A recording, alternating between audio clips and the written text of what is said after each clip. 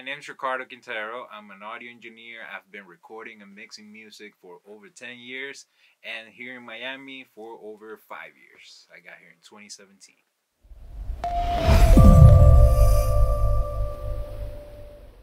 I first started in music back in my hometown in Guayaquil, Ecuador. And I was just working on my own music first, and I just fell into engineering doing that.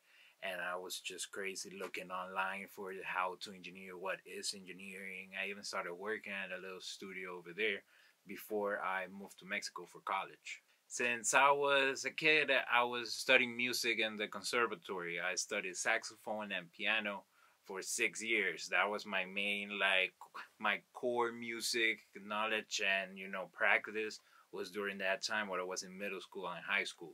After that was that I made the switch into engineering. I knew I wanted to pursue engineering as a career because first I wanted to be a composer for like movies and such. So I was making my little compositions, my little portfolio, and slowly I started working more in mixing this portfolio than recording it or actually making it. So I realized, okay, what is this? This is more fun than writing, and writing is supposed to be the thing that I want. So let me pivot to this that is more fun. That's always been my thing, looking for having fun doing what I want to do. I knew I wanted to dedicate my life to music, so what I did was I looked up different schools and I found a school in Mexico that had a good engineering program for me that I liked, and I went over there without knowing anybody in Mexico. I just went over there because following my dream. When I moved to Mexico, there was no going back. I had to do this. I was pursuing this audio dream. So I got to the school, and through the connections that I made there, I met people that led me into the world of recording classical music, which was extremely interesting. I spent a total of 4 years in Mexico for my program, and for really the most of it, like 3.5, I spent it recording classical music too. Like on the side, I was studying and I was working.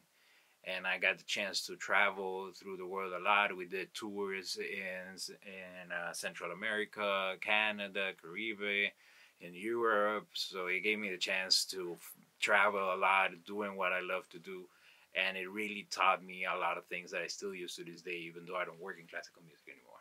While I was in Mexico and studying audio, working on classical music, I realized that even though I liked working that kind of music, I wanted something that was more creative, that was more hands-on for me. Because that kind of work was just making sure everything was perfect and clean, and a clean representation of how it was. And I just wanted to make things bigger than life. So I was like, what kind of music can I work on? And I paid attention to because besides working on classical music, through school, I was exposed to other genres. So in there, I realized, what am I good at? And it was working on vocals and working on drums. And from that, I thought, okay, what genres of music rely heavily on that? And that was hip hop and reggaeton. So from that, I made the decision to move to Miami, which is the heartland of all of this. It was like that's how I made the decision of moving to Miami. It's really because I wanted to be in the music scene of where I knew I could be good, and I knew I could do something creatively and larger than life, which is what I wanted to do. Again, just have fun. So I decided to leave Mexico and go to Miami. Again, I didn't know anybody in the music industry here in Miami, so I had to start from scratch again. And I went to a couple different places that didn't even open the door for me. But luckily, thankfully, I got to Mixmasters. And Mixmasters decided to give me an opportunity and decided to let me be an intern for them, which completely changed my life and my career. I was interning in Mixmasters for a while, I'll say for a few months, but soon thereafter they realized that, I could be helpful recording people. I was also very helpful with all the tech stuff. I knew how to fix everything. And that was my way into the rooms a lot of times, and then I just stayed there. Clients knew me because I was the guy fixing stuff. So when it came for them to eventually record with me, they were like, okay, fine, I know him, he's cool, let's do it. And that really helped me secure sessions with clients that didn't know who I was at first. Fast forward 5 years, and now I'm here. I have accumulated around 16 billion streams in all of my music.